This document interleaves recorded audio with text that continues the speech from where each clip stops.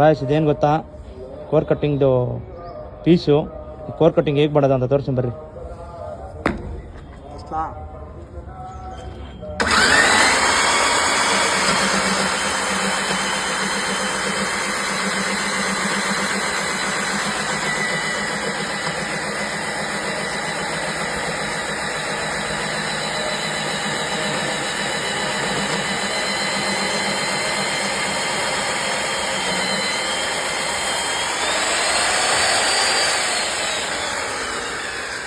ಅಷ್ಟೇ ಗಾಯ್ಸ್, 9 ಇಂಚು ಬೀಮ್ ಇದು ನೋಡ್ಕೊಳ್ಳಿ. ಇಷ್ಟೇ ಕೋರ್ ಕಟ್ಟಿಂಗು.